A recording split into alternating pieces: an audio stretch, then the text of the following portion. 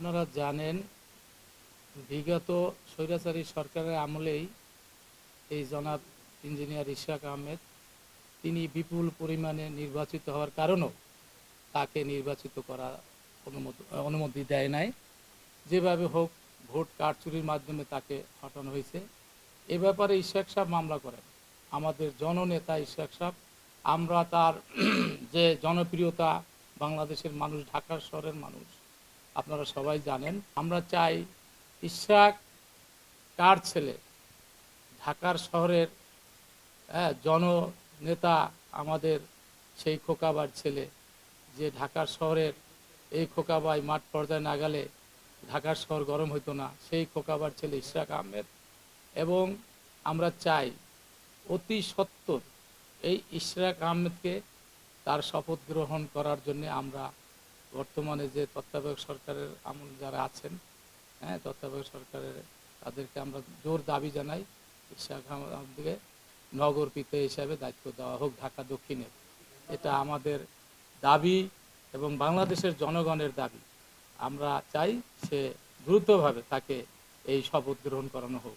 আমরা মনে করছি এখন যে স্বৈরাচার আমলে, সেই ফ্যাসিবাদী সরকার শেখ হাসিনার আমলে তাদের একটা সিন্ডিকেটের মাধ্যমেই আজকে আমাদের এই জননেতা, আমাদের এই ইশরাকরে আজকে শপথ গ্রহণ হচ্ছে না মনে হয়, এরকমই আমরা কিছু একটা আভাস পাচ্ছি। আমরা এর নিন্দা জানাই, প্রতিবাদ জানাই এবং পরিশেষে বলতে চাই, আমরা ঢাকার শহরের জনগণ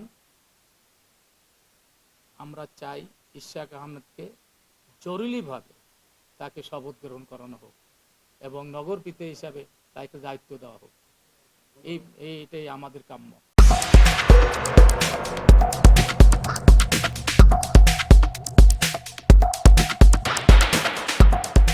আমাদের ইশরাক ভাই এই দক্ষিণ সিটি কর্পোরেশন নগর ভবনের বৈধ মেয়র।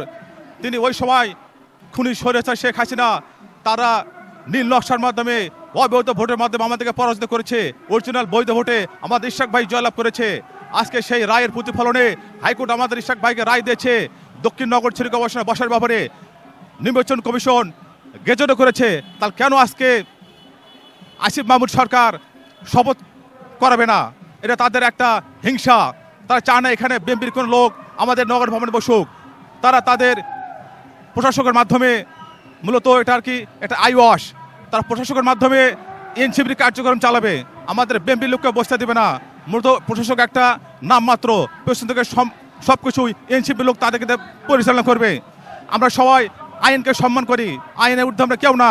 তাহলে হাইকোর্ট আমাদের আইনের সবার ঊর্ধ্বে, যে হাইকোর্ট আমাদেরকে রায় দিয়েছে ইশরাক ভাইকে নগর ভবনে বসানোর ব্যাপারে বৈধ রায় দিয়েছে, তাহলে আসিফ মাহমুদ বা অন্তর্বর্তী সরকার সে রায়কে তাহলে তারা কি সম্মান করলো? তারাও তাহলে আইনকে তাহলে রায়কে তাহলে মানে মান্য করে না। আমরা চাই দ্রুত ইশরাক ভাইকে এই নগর ভবনে শপথের মাধ্যমে বসানোর ব্যাপারেও কার্যক্রম পরিচালনা করুক। কারণ ঢাকা শহর এমনিতেই অনেক অনিয়মে ভরপুর, সেখানে ইশরাক ভাইয়ের মতো যোগ্য লোক, সৎ লোক, ভালো একটা মানুষ এই নগর ভবনের দরকার আছে। এই পাশে নগর ভবনে ইশরাক ভাই যদি বসে কার্যক্রম পরিচালনা করে, আমার বিশ্বাস এই ঢাকা শহর সুন্দর একটা বসবাসের একটা শহর তৈরি হবে।